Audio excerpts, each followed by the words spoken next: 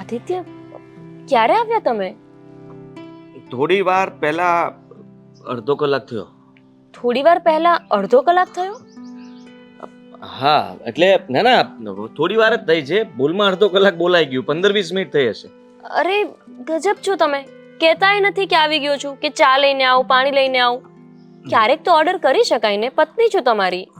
હા ગોપી, તારી વાત સાચી છે, પણ મને એમ થાય કે ક્યાં તને હેરાન કરવી. આજે થોડો વહેલા આવી ગયો છું તો થયું કે શાંતિથી મળીએ પછી. અને થોડું વિચારતો હતો શું? બિઝનેસ માટેથી. હમણાંથી છે ને તમે બહુ ટેન્શનમાં રહેતા એવું લાગે છે. સરખું ચાલે તો છે ને કામકાજ, કે કઈ તકલીફ છે? ના તકલીફ જેવું કંઈ નથી. બધું બરાબર ચાલે છે. ફાઇન છે. હા ફાઇન છે તો પછી આવી રીતના હપ્તાઈને વાત કેમ કરો છો? અરે તે અચાનક સવાલ પૂછ્યો એટલે થયું કે શું કહું શું નહીં, અને જરા બરાબર નથી ચાલતું. હમણાં કીધું કે બરાબર ચાલે છે, હવે કહો છો બરાબર નથી ચાલતું. તમને ખબર જ છે કે તમે મારાથી કોઈ વાત છુપી રાખી જ નથી શકવાના, તો પછી આ કોશિશો શું કામ? ગોપી, જો મમ્મીને વાત ન કરતી. બિઝનેસમાં થોડો લોસ ગયો છે, વધારે નહીં, પણ એ હું જલ્દી કવર કરી લઈશ. મારી મિસ્ટેક નહોતી. મેં જેના ઉપર ભરોસો કર્યો હતો અને જેને ડાયમંડ આપ્યા હતા ને, એ લોકોએ જરા ફ્રોડ કર્યું છે મારી સાથે. પણ જો મમ્મીને આ વાત કરશું તો વધારે ચિંતા કરશે, અને એટલા માટે મેં વિચાર્યું કે કોઈને વાત નથી કરવી. પણ તું એક એવી છે ને કે મારી પાસેથી ગમે તેમ કરીને બોલાવી લઈ. અને એ મારો હક છે. તમે કયા ટેન્શનમાં છો, કોઈ ખુશીમાં હોય તો શું કામ ખુશ છો, આ બધું જાણવું એ તો મારો હક છે ને, કે હા. નથી?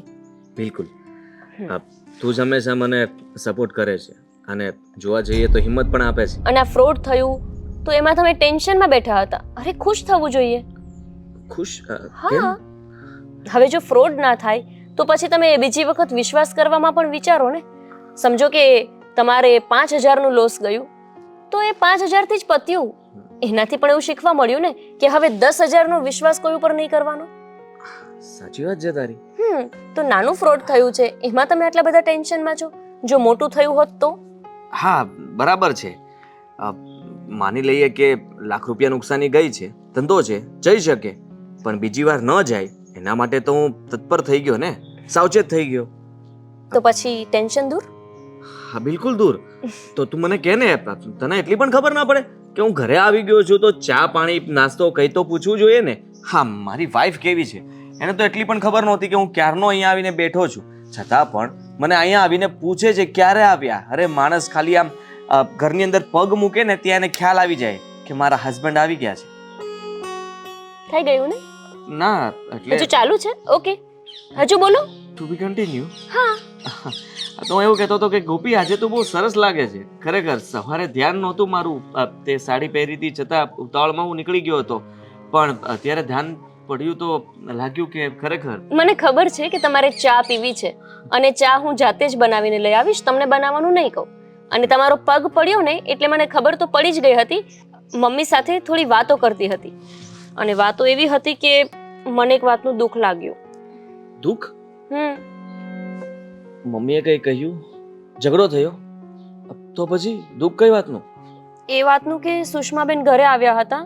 મેં એમના માટે જમવાનું બનાવ્યું, એટલું પ્રેમથી પૂરણપૂરી, ખીર, આ બધું બનાવ્યું, અને એ જમીને ક્યારે ઘરેથી જતા રહ્યા એ મને ખબર પણ ના પડી. મને મળવાય ના રહ્યા, અને બાઈક એવા પણ ના આવ્યા. બેન ઘરે આવી હતી? હા. એ રોકાણી કેમ નહીં? મને મળ્યા વગર જતી રહી?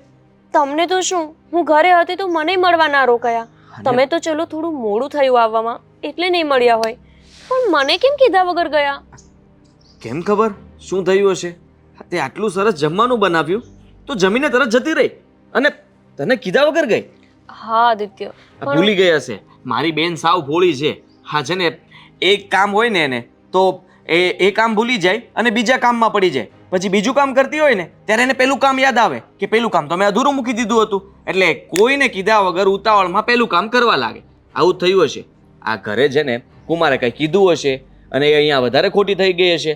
પછી યાદ આવ્યું હશે કે કુમાર આવવાના હશે, એમને ઘરનું કંઈ કામ ચીંધ્યું હશે, એ તો બાકી જ રહી ગયું હશે, એટલે દોડીને ગઈ હશે. હા, મને લાગ્યું એવું કે થોડા ટેન્શનમાં હોય. તમારી સાથે વાત થાય.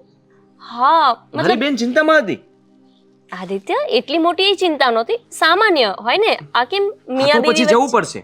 મારે બેનને પૂછવા જવું પડશે કે બેન શું થયું છે, તું ચિંતામાં કેમ? જે કંઈ પણ વાત હોય તું મને કરી શકે છે. મારી બેન ચિંતામાં રહે તો જરાય ના ચાલે. નાની અમથી ચિંતા હોય કે મોટી ચિંતા, એ ચિંતામાં તો રહેવી જ ના જોઈએ, કોઈ દિવસ નહીં. શું થયું હશે? કઈ આદિત્ય, કંઈ નહીં થયું હોય અને તમને છતાં એવું લાગતું હોય ને તો એમને જઈને મળી આવજો. એટલા બધા પણ ટેન્શનમાં નહોતા લાગતા, પણ આમ કંઈક વિચારોમાં હોય એવું મને લાગ્યું. ગુમસુમ હશે. હું મળ્યો નથી ને કેટલા દિવસથી, સમય જ નથી આપ્યો, એના ઘરે પણ નથી ગયો, એટલે બધું વિચારતી હશે. બસ હવે તમે ત્યાં રૂબરૂ જઈ આવજો અને પૂછી લેજો હા, કે જવું જ કોઈ પડશે. ચિંતા તો નથી ને. હા, તું ફટાફટ ચા બનાવ. હા અચ્છા, એટલે ચા પણ અહીંયા આપવા માટે આવું, તમે નહીં આવો? હા, ચાલ આવું છું. પણ બેન ચિંતામાં હતી સાચે? હા, પણ હવે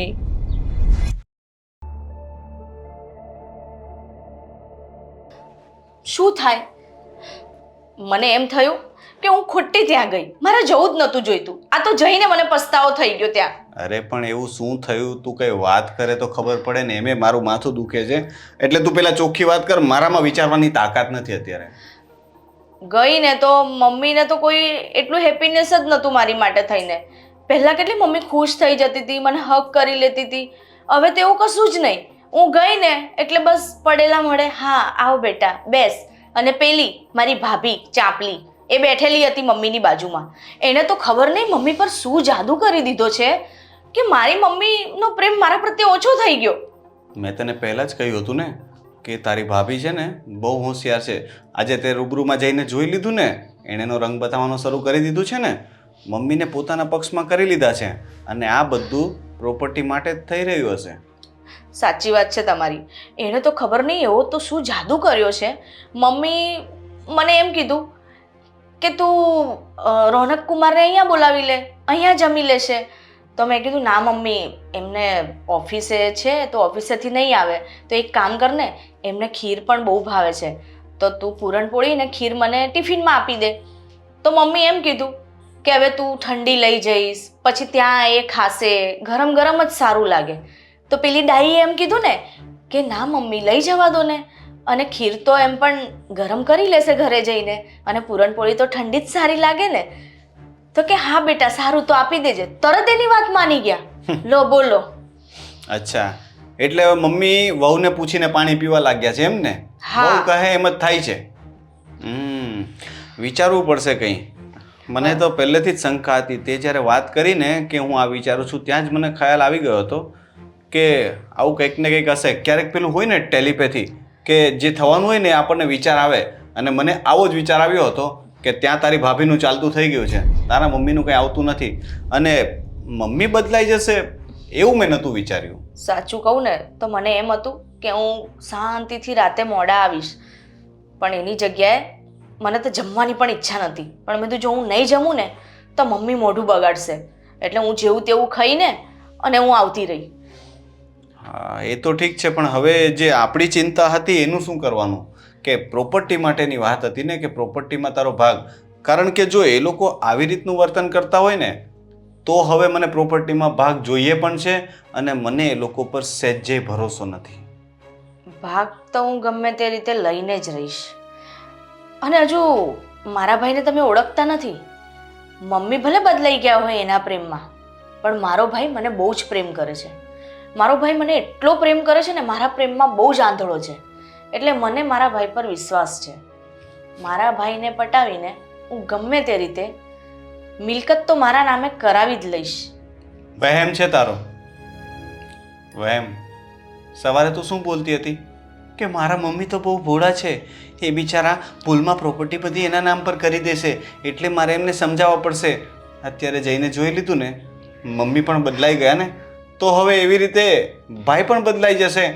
તું રાહ જોતી રહી જઈશ કે આ મારા માટે આ કરશે, ફલાણો મારા માટે આ કરશે, પણ એક દિવસ એવું ન બને કે એ ઘરમાં આપણા માટે કોઈ જગ્યા જ ન રહે.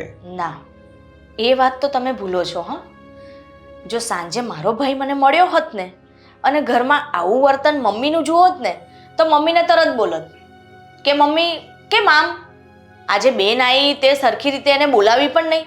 પણ મારો ભાઈ છે ને મને આમ આંખોના પલકારે રાખે છે, એટલે એ તો તમે રહેવા જ દો. કારણ કે મારો ભાઈ નહીં બદલાય. ભલે ને મારી મમ્મી બદલાઈ હોય, પણ મને ખબર છે મારો ભાઈ નહીં બદલાય. પણ હવે વિચારવાનું એ છે કે હું મારા ભાઈને પટાવું કઈ રીતે.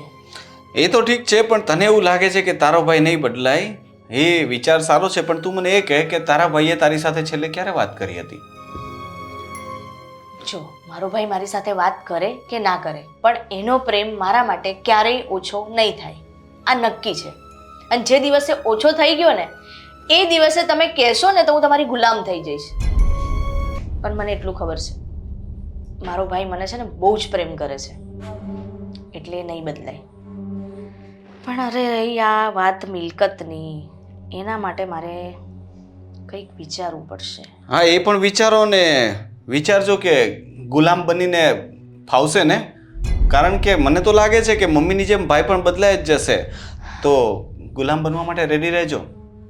હા, માથું દુખે છે ને તમારું? હા, તો ગુલામી શરૂ કરો. માથું દબાવો. ગળું દબાઈ આપું? ના, એ નથી દુખતું. Thank you. માથું દુખે છે. હા હા હા, 1 કલાક દબાવીશ ને એટલે મને મટી જશે. વિચારવા દો મારે શું કરવાનું છે. ઓકે.